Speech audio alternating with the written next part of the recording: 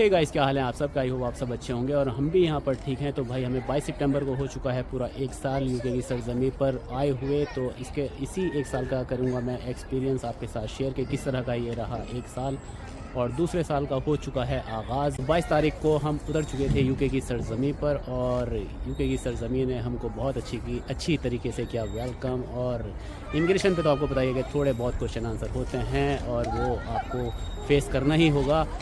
और उसके बाद में फिर हमने जैसे ही पहला कदम अपना एयरपोर्ट से निकलकर बाहर रखा, और जो हमने पहली सांस ली और जो हमारा वो पहला नज़ारा था वो माइंड ब्लोइंग था। वो आज भी मेरे जहन में घूम रहा है कि, और याद है मुझे वो एक्सपीरियंस मेरा पहला और वो पहली सांस जो मैंने यूके की सरजमी पर कदम रख के ली। बाहर निकलने के बाद में हमारे पास थे कुछ दिन, क्योंकि हमारी जॉब कुछ दिन के बाद शुरू होनी थी। तो हमने फ़ैसला किया कि कुछ दिन अपने एक भाई के यहाँ पर और कुछ दिन एक भाई के यहाँ पर थोड़ा एंजॉय करेंगे, मज़े करेंगे। तो हमने पहला रुख किया मिल्टन किन्स अपने भाई के यहाँ, और वहाँ जाकर हमने फिर पहली बार मैंने अपने भतीजे से मिला, अपनी भाभी से मिला, और भाई से भी काफ़ी टाइम के सालों के बाद मिला।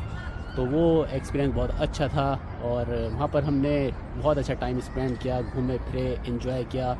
और उसके बाद में फिर हमने रुख किया अपने दूसरे भाई के घर की तरफ, जो कि रहता है कैंटरबरी में।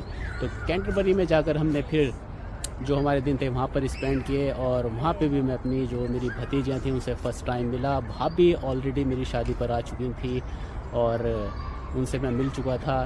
तो मैं एक बार यूरोप ट्रिप भी मैंने किया था, तो मैं यूरोप में भी उनसे मिल चुका था। तो मेरी उनसे ऑलमोस्ट 2 बार मुलाकात हो चुकी थी, लेकिन मैं अपनी भतीजों से फ़र्स्ट टाइम मिला।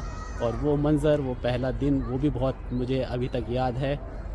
तो वहाँ पे भी हमने कुछ बहुत अच्छा टाइम स्पेंड किया और कैंटरबरी में वक्त गुजारा, घूमे फिरे। और फिर उसके बाद में जब टाइम पूरा हुआ तो अब दिन आता है जॉब अपनी शुरू करने का।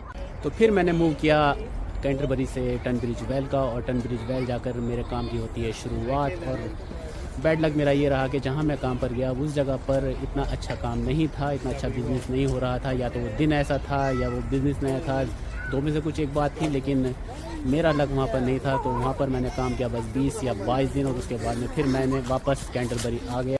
तो 20-22 दिन जॉब करने के बाद टनब्रिज वेल से फिर मुझे होना पड़ा वापस कैंटरबरी की तरफ। और वहाँ पर आने के बाद में फिर मैंने 15-20 दिन, 10-15 दिन जो भी थे, मुझे ठीक से ध्यान नहीं, मैंने ली फिर वहाँ पर ट्रेनिंग इस काम की। और काम की ट्रेनिंग मुझे आगे चल के बहुत ज़्यादा उससे मुझे बेनिफिट मिला। और उसके बाद में मैंने जो रुख किया, मेरी तकदीर मुझे लेके आई बॉर्नमाउथ। तो मैंने डिसाइड किया कि यार बॉर्नमाउथ जाने से पहले अपने दूसरे भाई के पास और थोड़े से 4-5 दिन स्पेंड करे जाएं, क्योंकि यहाँ पर एक बार अगर हम काम पर लग गए उसके बाद भाई अपने आप के लिए टाइम नहीं मिलता। तो इतनी दूर मिलने का टाइम किससे मिलेगा, क्योंकि दोनों भाई रहते हैं बहुत ज़्यादा दूर मुझसे, 3-3, 4-4 घंटे की दूरी पर।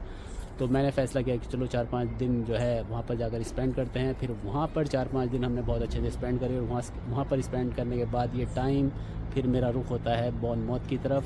तो एक हफ़्ता मैंने टाइम स्पेंड करने के बाद अपने भाई के साथ फिर मेरा टाइम था अभी अपने काम की तरफ रुख करने का। तो वहाँ से हम चलती है बॉर्नमाउथ की तरफ। जाने से पहले अब रहने का कोई ठिकाना नहीं था, जिसका कोई बंदोबस्त हमें करना था। तो हमने किया 2 महीने के लिए एक होटल बुक, जिसका हमने रेंट तय किया 1000 पाउंड पर मंथ। और 2 महीने वहाँ रहने के बाद सडनली हमारे साथ प्रॉब्लम ये आती है कि वो इंसान जो होटल का मालिक था, उसने सडनली जो है रेंट बढ़ा दिया। वो हमसे 150 पाउंड पर डे की डिमांड करने लगा, जो कि हमारे लिए बहुत ज़्यादा थी।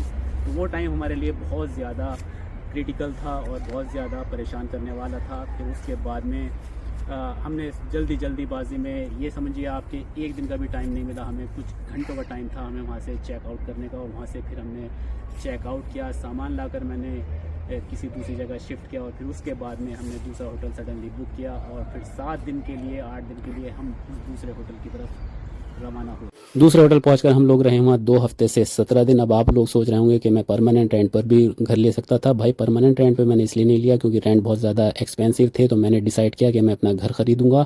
तो मेरे घर का प्रोसीजर ऑलरेडी गोइंग ऑन था, वो चल रहा था, और वो जितना डिले हो रहा था इसी वजह से मैं मजबूर था होटल में रहने के लिए। फिर एट द एंड मेरे को घर की मिली, और हम लोग अपने घर की तरफ मुँह हो गए। फिर हम थोड़ा थोड़ा सामान करके उस पर रखने लगे, ला के घर के जो भी ज़रूरत थी उनको पूरी करने लगे और धीरे धीरे हम लोग सेटल डाउन होने लगे। फिर भाई बच्चों का भी एडमिशन तकरीबन 4 से 5 महीने के अंदर हो गया। फिर हमको और थोड़ी तसल्ली हुई। फिर ऑलमोस्ट ऐसे हमको 10 महीने हो गए और हम लोग और थोड़े सेटल डाउन हुए और आज हमें तकरीबन 1 साल हो गया और हम बहुत अच्छी तरीके से सेटल डाउन हो चुके हैं। और काफ़ी सारी चीज़ें अभी भी बाकी हैं जो घर के अंदर लानी है, वो हम लेकर आ रहे हैं थोड़ा थोड़ा करके। तो जो भी लोग यूके आ रहे हैं उनसे मैं यही कहूँगा कि आप लोग अगर आपके पास जॉब है, आप यूके आते हैं तो आपको सेटल डाउन होने में 10 महीने से 1 साल लग सकता है। मैं दूसरे लोगों की तरह से रोना झींकना नहीं करूँगा कि यूके ऐसा है, यूके वैसा है। तो यही था आज का मेरा व्लॉग और ये इन्फॉर्मेशन अगर आपको पसंद आई हो तो प्लीज़ आप मेरे फेसबुक पेज को फॉलो करें और यूट्यूब चैनल को लाइक करें। अपना ख्याल रखें। Stay healthy. Bye bye.